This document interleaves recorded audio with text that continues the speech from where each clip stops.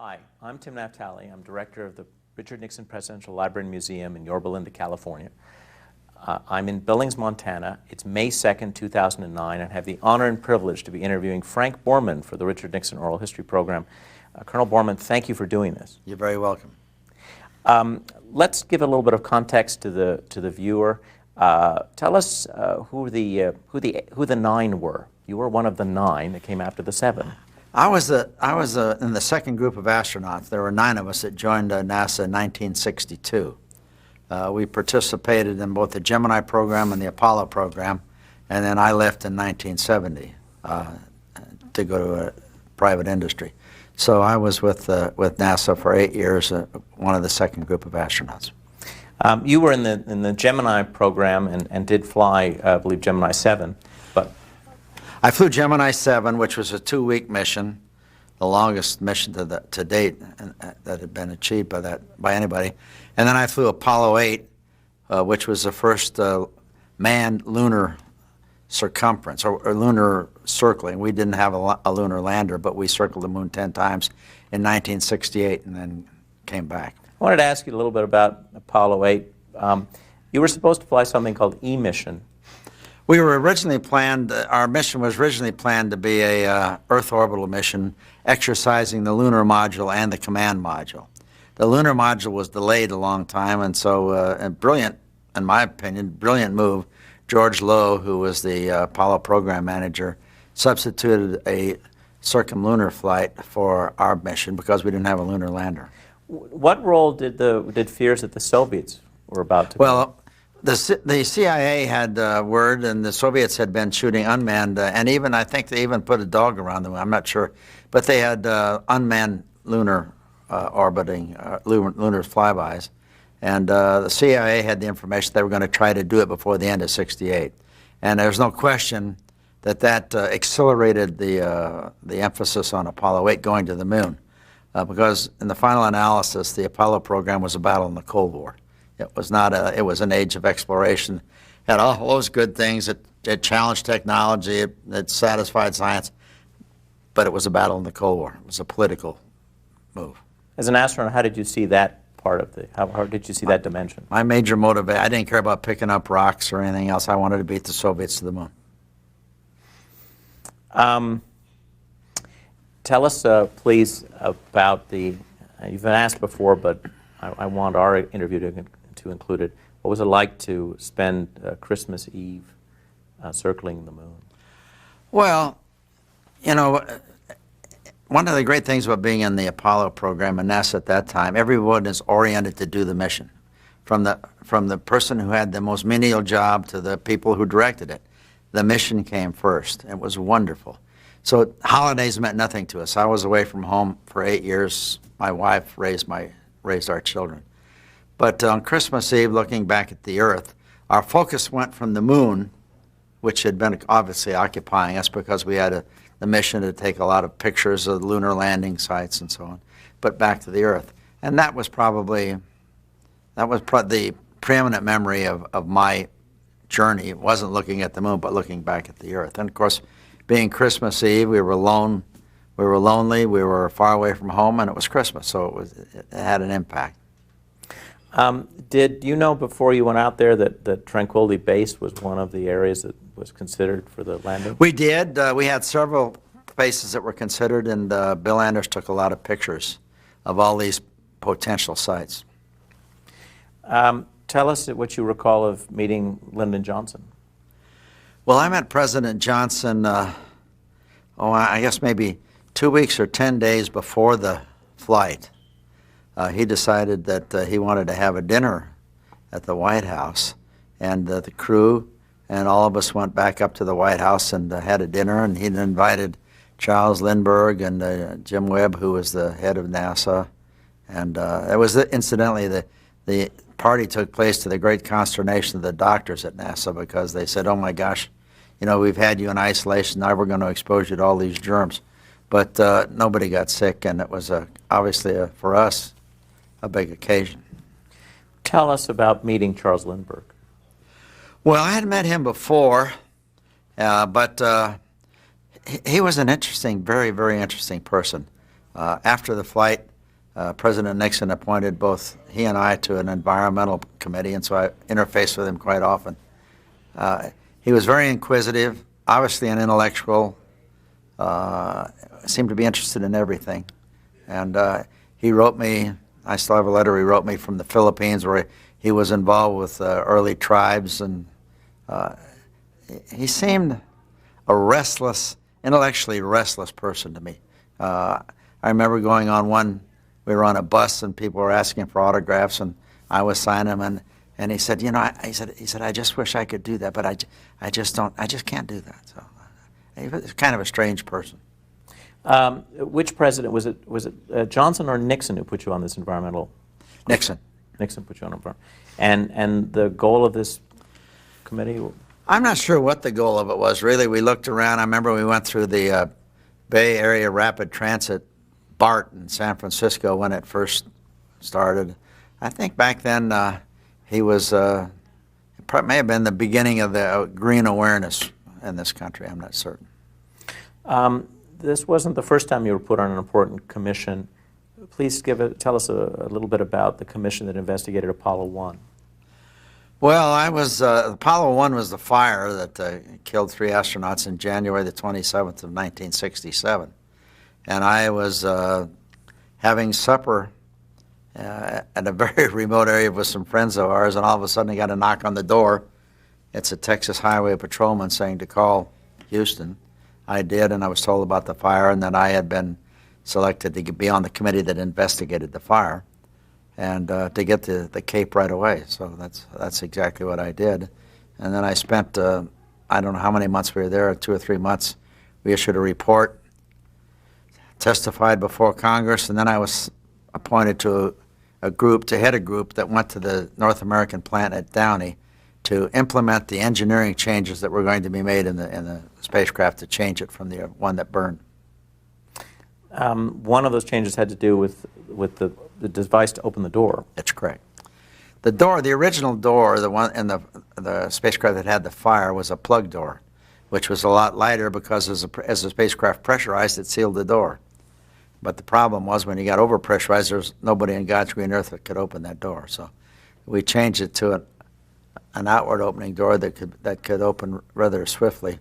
Probably didn't need to be. That was probably an overreaction because it added a lot of weight to the spacecraft. But nevertheless, it worked perfectly, so it went fine. Looking back at it, to what extent do you feel that this fire threatened congressional support for the continuation of the Apollo program? I don't believe the fire threatens congressional support much at all. The American people were behind us, Congress was behind it, and the forcing function were the Soviet Union's interests in space. That was one of the beautiful parts about it, was the motivation was there, and it was in a time of really distress in the country with all of the Vietnamese problem, war problem, and the Martin Luther King's assassination. The one thing that seemed to hold together that everybody could identify with, except the extreme left, was the space program. I've heard it. I've read that Apollo 8 was perhaps the only thing people could cheer in 1968. I think that's right. I know after the flight, I got a telegram. We got hundreds of telegrams or thousands of telegrams, but one of them said, "Thank you, Apollo 8. You saved 1968." And I think that's about what it was. So, you have to remember also that President Johnson appointed a very astute man to head NASA, Jim Webb. He'd been an Assistant Secretary of State under Dwight Atchison, Dean Atchison, and he knew the government. Technically, he was not that sharp because he was basically a lawyer and a politician, but he appointed underneath him really brilliant people, and there's only one of them still alive, Chris Kraft. But he let them do it. It wasn't a top-down. The important decisions weren't made in Washington. It was. I've often thought that if he'd have headed the Defense Department instead of McNamara, we might have had a lot more success in Vietnam. I'm sorry, and I'm really glad that McNamara wasn't running NASA because I don't think that we would have got to the moon if it would have been imposed on us.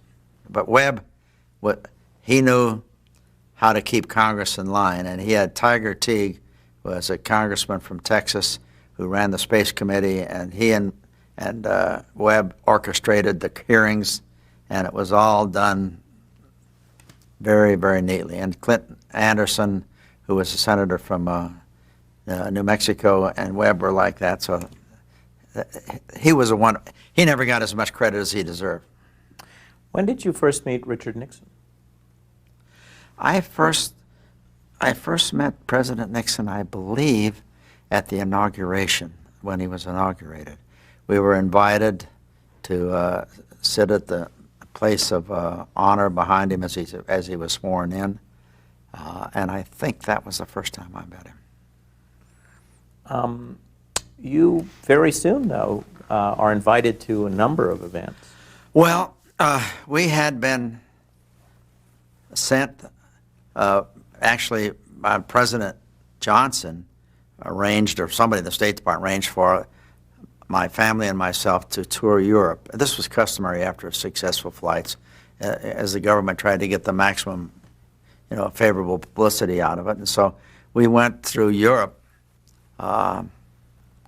every major country in Europe, and then came back. And one of the events at the White House, I think it was, my wife was talking to Ambassador Dobrynin, who was the Soviet ambassador, and he said something like, you've gone through Europe, but you didn't come to the Soviet Union. And I think Susan said, well, we weren't invited. Or so. Anyway, out of that came an invitation for myself and my family to visit the Soviet Union. And for that visit, we were briefed by Secretary Kissinger that he would like us to go over there and start to begin a process of involving the Soviet Union and America in joint space efforts in an effort to try to smooth relations. And so I left there with that mission in mind, and we spent a very interesting 10 days or 2 weeks in the Soviet Union. So from that came Apollo-Soyuz. I think that was the German, the beginning, the seed that was planted, and out of that came Apollo. So, yeah. When you come back from Western Europe, you told Pete Flanagan, or at least he heard, that you felt that the Europeans were doing some interesting things in their space programs, and that Europeans should be involved in the U.S. space program. I believe you're one of the first to have argued that this is before the Soviets, but that the Western Europeans should be involved. Do you recall what you saw on that trip that led you to make this recommendation? In preparing for this interview, I looked at any letters of the past that I have, and I have one copy of a letter that I wrote to Dr. Kissinger that outlined exactly what she said, and as a matter of fact, if I can make a copy of it and send it to you. I think it outlines better than I could but I outlined basically what's happened, and the country has followed that procedure. Yeah, that's why I wanted to raise it, Yeah. because the role that they played on the space shuttle. Yeah. Well, and Apollo-Soyuz was, I think, a very important. I think that helped to end the Cold War. I really do. It was clear as we went over to the Soviet Union in '69, the intelligentsia there understood that their system was corrupt and flawed and wouldn't work. It was only a matter of time before it finally fell apart. What do you recall of the tour you took with the cosmonauts when they came to this country? Well, we invited them to come back to this country again with the approval of the State Department. And I never will forget, we met them at Kennedy, I think it was, when they came in from Moscow.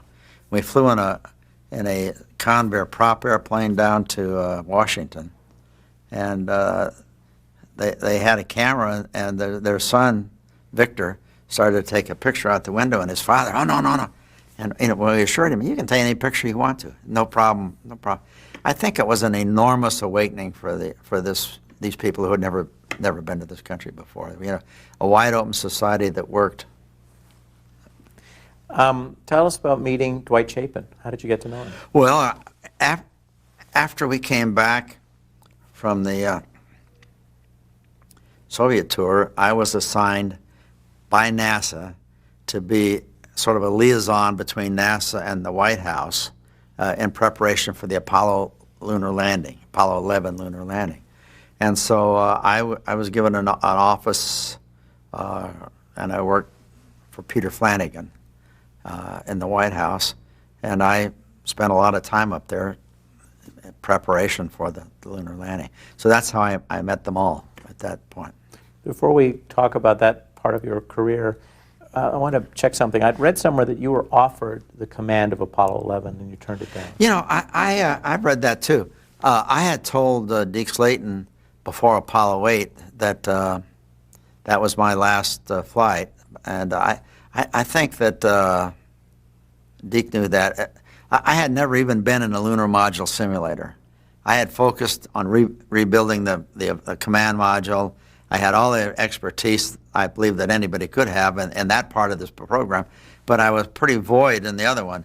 And trying to become really proficient in that time period would have been very difficult. So I don't think I was ever really offered it. I don't remember that, ever being offered that. Okay.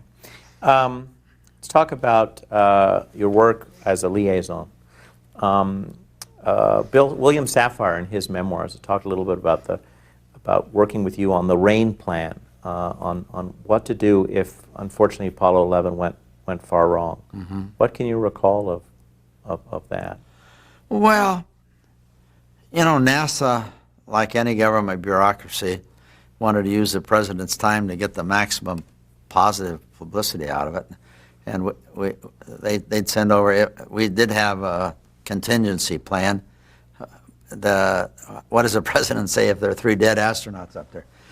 I don't recall exactly what it was, but basically it was a bunch of mumbo-jumbo about, kind of almost finessing that 3 people were dead. And I think I suggested to Mr. Safire, maybe you ought to just say, we've got 3 people. What are you going to tell the widows? The 3 people are dead, and we ought to focus on that rather than on all of the other Folderoy. How confident were you that the mission would succeed? I was quite confident.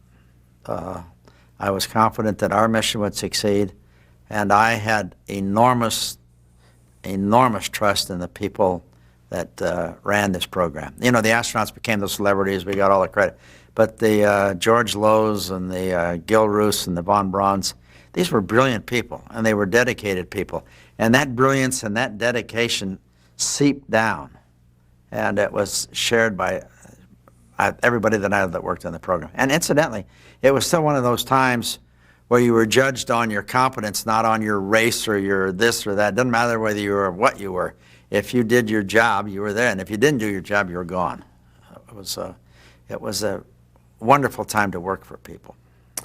What role do you remember of shaping the president's schedule around Apollo 11? Well, the main thing I remember about I don't think I ever shaped a schedule, but I do remember I had an impact with the NASA had sent over a proposed discussion that what the president should say while he was talking to the astronauts on the moon, and it was a long deal, and I thought it was totally inappropriate. And so I wrote on the letter before we forwarded, something like, I don't recommend this or something. And I got a call to go in and see the president. And he said, well, why don't you think I ought to do this? And I said, well, Mr. President, first of all, you didn't have much to do with this.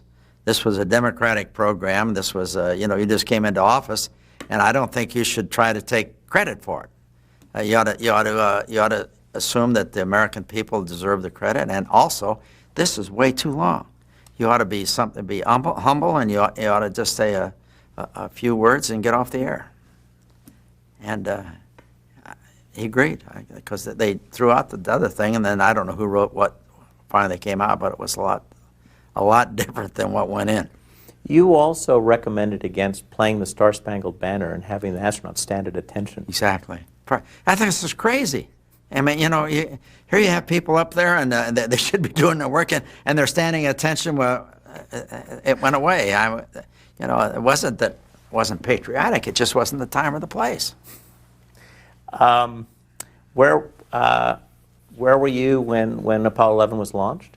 I was at the White House, and with the president, and launched. Excuse Yes. me. I'm sorry. So because he was supposed to go and have dinner with the Apollo 11 astronauts the day before the launch. Oh, He was yeah. going to go to Florida. And the doctors put a kibosh on that, and that irritated me. You know, we'd gone up with Nixon, with Johnson, and had also the doctors finally had their say on that one, and I got very irritated in public until I thought Dr. Chuck Berry was nuts. But anyway, I can't remember where I was at the launch. I don't believe I was at the Cape. I just don't. I remember I was at the landing, but I don't remember I was All at right. the launch. Well, Yeah. let's talk about the landing then. Well, as I said, we were at the White House then, and it went perfectly. So there was it was almost what would you say, an afterthought. Everything worked fine. Well, although there was a little concern because Armstrong had a hard time finding a place to land. Well, he did, and the computer had a glitch in it, but they overcame it quite easily. And Well, where were you? Were you in the Oval? Situate us, please, in the White House. I can't remember exactly where. I believe it was in the Oval Office. I think it was. And you were watching it on TV. Were you getting any other information from NASA, or was it just what you saw on TV? Just what I saw on TV. Just what we saw on TV. Do you have any memories from that of the reaction? I mean, obviously you were happy, but when all of you, when the landing occurred, what do you remember seeing? What do you remember? What do you remember of that? You know, that part of I don't remember the exact word. We were related. Look, here's 8 years of work on this thing, and we won. I mean, it's like winning the Super Bowl. That was fantastic. And you know, by this time, after the inauguration, I told you we met the Nixons at the inauguration. We were invited to have a private dinner with Susan and I with them as they were moving into the White House, and so I think I liked Mr. Nixon. I liked President Nixon. I think we had a pretty good rapport, and Susan remembers the dinner very well because about halfway through it or after it was over, Mrs. Nixon asked Susan, "Do you smoke?" And Susan said, "Oh yeah, I do." And she said, "Well, come on." They went in the ladies' room and smoked. It was it was kind of a personal thing. We were, and I thought he handled it. You know, I liked him not only because personally, but he took my advice. So why wouldn't you like him? on the what you do when they're on the Earth, on the lunar surface. So the landing occurs, and then the moonwalk is a couple of hours later, right? Yes. So 3 or 4 hours. I don't know how long. Yeah. So you had a couple hours. Yeah. And then you're watching. I can't remember whether I was with the president or not. I may have been with Peter Flanagan then. I'm not certain how that went on. But were you there when he made the phone call? Yes, I was there when he made the phone call. Yeah. Yeah. And he did very well. Yeah, that was, to me, that was just perfect. He didn't take much time. He was very humble about it, and it worked well. Tell us about going to the Hornet. Well, I had to speak to the Boy Scouts in Idaho. Conflicted some way. Anyway, after that, or maybe somehow we hooked up with, I hooked up with Air Force One. I can't remember whether it was in Idaho or whether it was in San Francisco. But in any event, we flew out on the airplane, and Dr. Kissinger and the president were there. And we landed, I think, at Johnson Island. And a helicopter then took us out to the Hornet. And then the president greeted the Apollo 11 astronauts who had to be in this confinement thing. Greeted them through the window of the confinement thing, and that was. I think everybody was elated then. You know, this was a great triumph for America, and everybody, no matter how sophisticated or how urbane they were, I think they were quite elated with that flight. What do you remember of the dinner in Los Angeles for Apollo 11? I believe you were there. Well, that was kind of interesting too, because when they were talking about getting this dinner, I think it was at the Century Plaza Hotel, and they had invited Hubert Humphrey, who had been the head of the space program for Johnson, as the vice president, head of the space council. And so I said, look, you got to invite him. This is a bipartisan deal, and so they did. But it was mostly I think it was mostly a Republican audience that was invited there, and afterwards, poor old Vice President Humphrey had a suite. Nobody came. I know Pete Conrad and I went by and had a couple of drinks with him and talked to him, but he was sort of like a fish out of water at that dinner. Tell us about Vice President Spiro Agnew. Well, Vice President Spiro Agnew, one of the people that flew with me on Apollo 8 was Bill Anders, who became head of the National Space Council, or Space, I don't know what National Space Committee or Council. And the head of that politically was always the vice president. Johnson was, and then Humphrey, and then Agnew. And Anders would tell me that, boy, he and his people around him don't really understand or really don't care about anything. That he is if there's such a thing as a zero, you got one right here. Vice President Agnew was the head of the Space Council. He was the political head of the Space Council. The secretary of the Space Council, or the civil servant head of it, was Bill Anders, who had flown with me on Apollo 8. And Bill kept telling me as we talked back and forth that we're not going to get much out of the Space Council because the vice president doesn't take great interest in it. He said he spent a lot of times playing pinochle on airplanes. And so I was, shall I say, motivated to think that the vice president wasn't worth much because of my discussions with Bill Anders. Did Bill Anders tell you about the debate over how many moon missions there will be? He alluded to that, yes, and I think he felt that we were lucky to get him beyond 11, but I was not involved in that at all. He was involved in it, and he didn't have a great deal of, as I said, respect for Vice President Agnew. Now, you mentioned his thinking about Vice President Agnew in the context of the Apollo 13 challenge. Yes. I was, again, on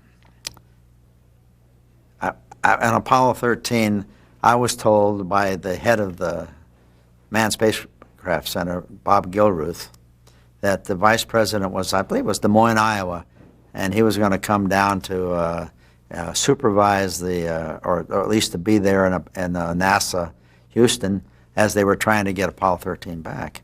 And Gilruth told me, he said, look, that's the last thing we need down here is a politician and all the publicity and everything else. He doesn't know anything about it. Can you worked at the White House. Can you get the president to call him off? We don't want him here. He's not going to help. Please. So I called Bob Haldeman, and Haldeman sent him somewhere else.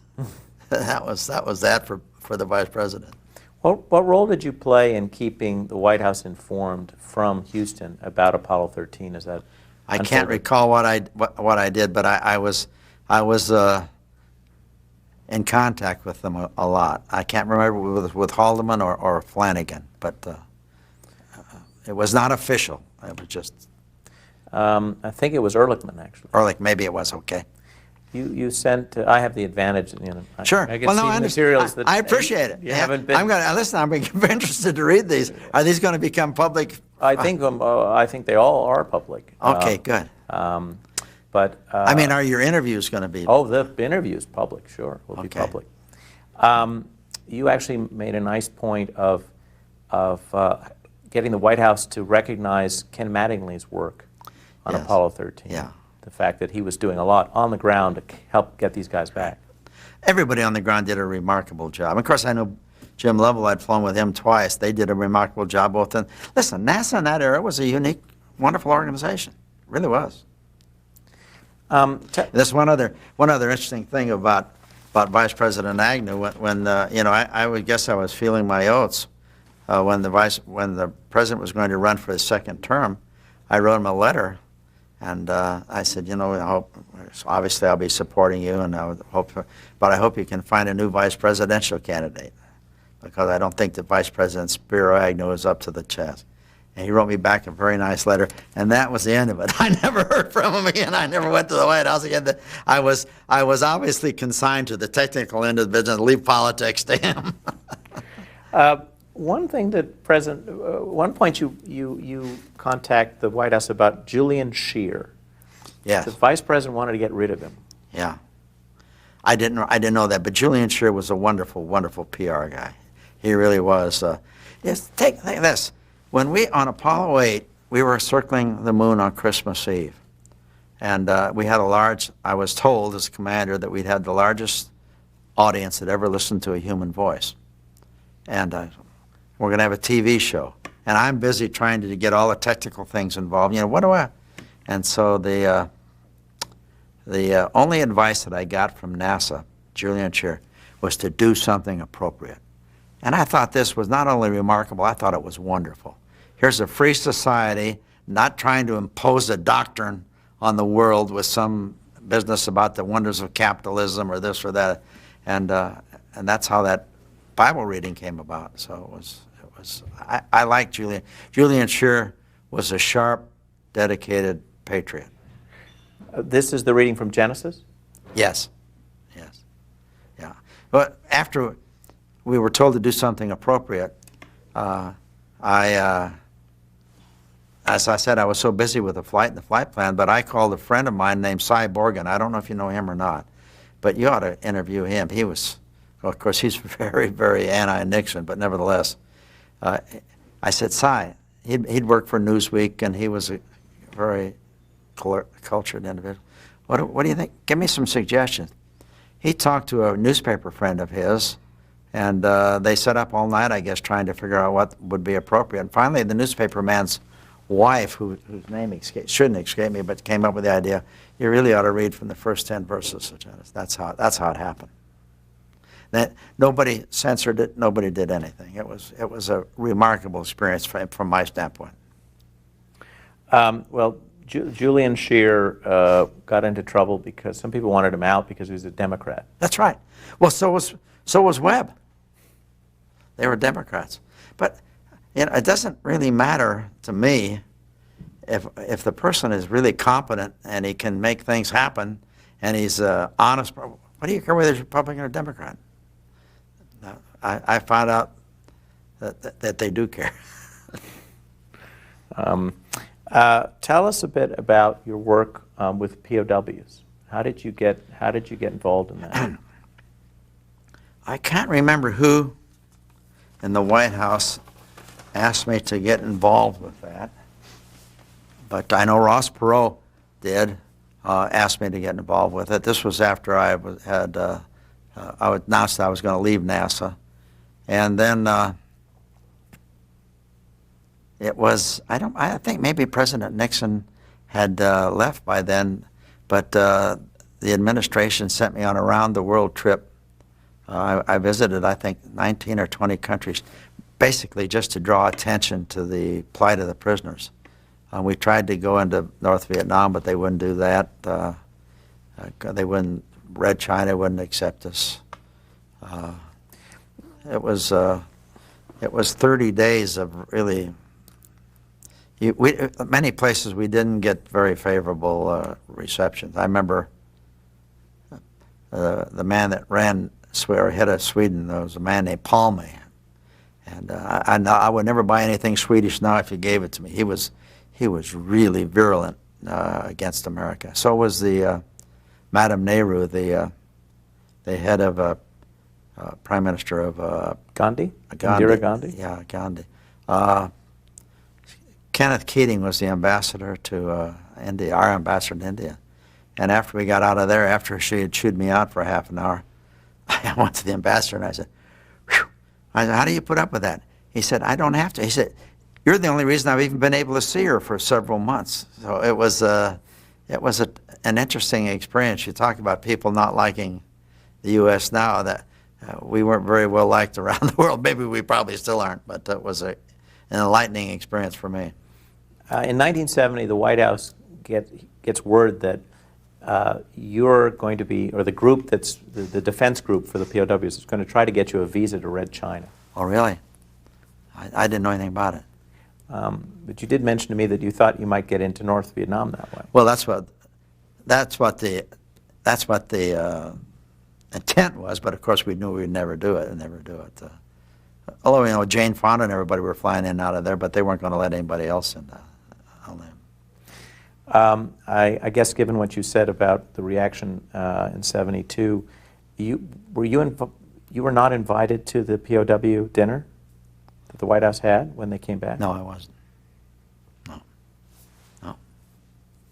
I mean, it was like a door came down when that happened. And I can't remember whether I made the trip around the world. I think it was for President Ford. I believe it was after Mr. Nixon had resigned. President Nixon had resigned. Tell us a bit about the meeting that you and Jim Lovell had with Dwight Eisenhower. Yes, it was in, I believe it was in April of '69. President Eisenhower was in the Walter Reed in a hospital bed, obviously in his last hours, with all hooked up. You could see his EKG, and I don't know how he could stand to be like that, but he was very, very pleasant. Before, he'd requested that Lovell and I come by, and he wanted to talk about the space program. And so we were told by the doctors, you know, he can only stand there 5 minutes. He's a very sick man, and that's it. So, well, yes, sir. We went in and started talking to him, and it was wonderful because the doctors came in 5 minutes, and all of a sudden he resorted to General Eisenhower. He said, "Get out, we're having a good time." And we stayed an hour or so with him and talked to him. It's kind of interesting because before I went into NASA, I had written him a letter. You know, at the waning days of his presidency, he had suggested that the space race may not be that important. That was just public opinion. And so I was a major in the Air Force. And I wrote him a letter, and I said, gee, you know, Mr. President, I'm surprised that you say this because I feel I'm a West Point graduate, and I feel I'm defending my country as much as if I was in Vietnam. And, and he wrote me back a really lovely 2-page long letter about what he meant and how he didn't mean to disparage the people that were working in the space program. I still have that one. So he's one of my heroes. What do you remember of that meeting? I mean, you must have been one of the last group to see him. You must have been among the last He died shortly after that, yeah. Again, he was just a wonderful human person.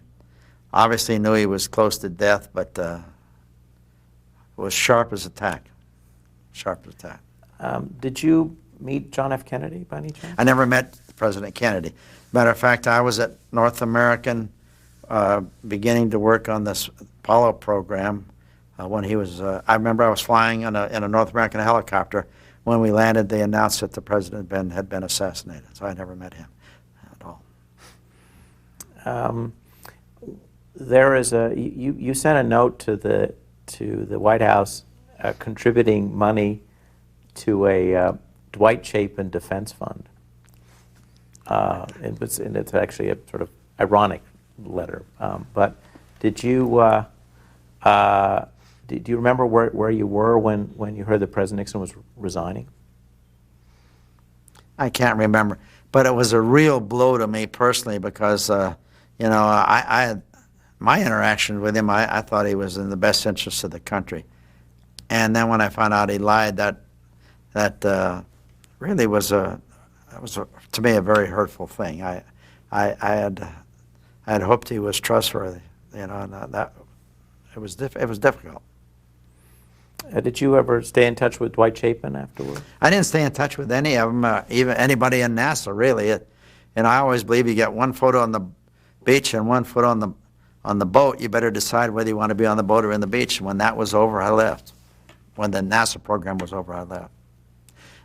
I was asked to work in the administration of Nixon administration. Haldeman asked me to if I'd be interested. But I said, well, yeah, what job do you have in mind? And I never could get a firm answer. Well, it'd be a very important job. But what? Doing what? Well, you'd be at the policy level. I never really was told what would it be. So same way with Carter. Carter offered you a job? Yeah, I never will forget. It was at the alfalfa dinner in Washington. Yes. I'd gone to that, and I got a call that the president wanted to see me. So I went over to the White House, and here's President Carter with his, what was the name of his assistant that had cancer? Hamilton Jordan. Hamilton Jordan. They were there, and I thought, I never will forget, Carter had brogans and Levi's and a leather jacket on, and this was a little different than the Nixon White House, with suits, and they said they wanted me to come to work in their administration. And they have a little office behind he took me in there and talked. Well, what do you want me to do, Mr. President? Well, you tell us, yes, you'll come, and then we'll tell you, well, under those circumstances, no. It was, and frankly, I'm glad I didn't work there. But it's interesting, you were considered a bipartisan kind of guy. I think so, yeah. Well, looking back at Apollo, for kids that are way too young to remember it or just couldn't possibly have been alive at the time, put Apollo into perspective. What did what did it show about us? What did it show about our capabilities? The Apollo program was, I think, a brilliant stroke by President Kennedy. Actually, President Johnson had a great deal to do with it too, because President Johnson suggested it. President Kennedy gave the political and the motivational reason for it, and the American people responded enormously. It was the closest thing, I believe, to the all-out effort we had in World War II that this country has achieved since World War II. It was about 400,000 Americans getting up every day trying to understand how they could do their job well so that we could beat the Russians to the moon. And I was very fortunate to be a part of it. I felt very fortunate to be a part of it. The astronauts, like everything else, and every other form of endeavor, became the celebrities, but the people that did the work and led it, Jim Webb, on down, I just have the highest regard for them. There's only one of them left, Chris Kraft. All the rest have died. About the astronauts, I remember just thinking that when the White House was being encouraged to get rid of Julian Shear, Vice President talked to some astronauts, and you wrote to them to say, well, one of the reasons why the astronauts don't like Julian Shear is that the life contract has ended, and he didn't want to keep it going. Nobody in NASA wanted that life contract. That was imposed by President Kennedy for the first 7. And when we got there, we participated in it, but I think it was something like $16,000 a year or something like that. And of course, I liked that, frankly, because it was $16,000. We couldn't buy insurance, and it was I thought a worthwhile thing. And also, they portrayed NASA, and that was one of the results of that contract was NASA could do no wrong. Everybody did everything right. So that was. I don't know. I did not remember saying Julian Shear didn't like it. I hope in that letter it said I liked Julian Shear, because I did like Julian Shear. You did. You said he should stay, and you said it didn't matter if he was a Democrat or not. That's what you said. That's right. Oh, good. Because exactly what you said here. He does the job. Okay. But I just wanted, because he's dead too. Yeah. But I noticed from your interaction with the White House that the Nixon White House, you didn't mind saying what you believed and what was on your mind. I hope when I ran Eastern, I always want people to tell you what they feel and what they believe, and then you get all the make the decision, then everybody's got to salute and say yes, sir, and go do it. But until that time, what good is a staffer person if he doesn't give the way he feels? Are there any other recollections of the Nixon period, Nixon White House, that you'd like to share with us that I haven't elicited?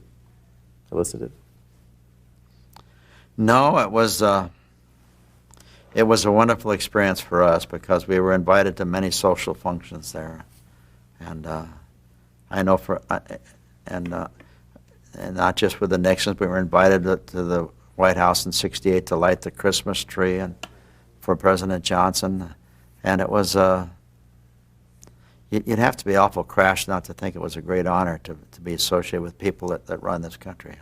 You must have been in a ticker tape parade. We were in a lot of ticker tape parades after the But one in New York, probably. New York and What was that like? Chicago, and well, that was one. They had a big dinner at the Waldorf, and Governor Rockefeller he gave us each some Steuben Mountains of the Moon. You know, well, that was heady stuff. I was a colonel in the Air Force, but my main education in life, well, I'll tell you, when I was a cadet at West Point in 1948, they took 12 or 14 of us over to Europe. The war ended in 45, as you remember. And we toured Europe, all through Europe, on a mission to see where the battlefields were. And we visited Dachau and some of the concentration camps. And then we went to Spain. I'm not to Spain, to Greece, where there was still a war going on. That's the only time I've ever really been shot at. But that really focused my attention on the difference between this country and what freedom is worth, and what the horrors that I saw. People were still living, DPs, displaced people were still living in Dachau, you know, and yeah, that's just sort of set me on. Well, you know, this country is worth fighting for, and all I want to do is be an Air Force. So I taught people how to drop A-bombs, and you know, it wouldn't bother me a bit. They tell me to drop an A-bomb in defense of this country. All I want to know is where you want it dropped. I really feel that what we have here is unique and special, and I hope it's preserved for my great-grandkids.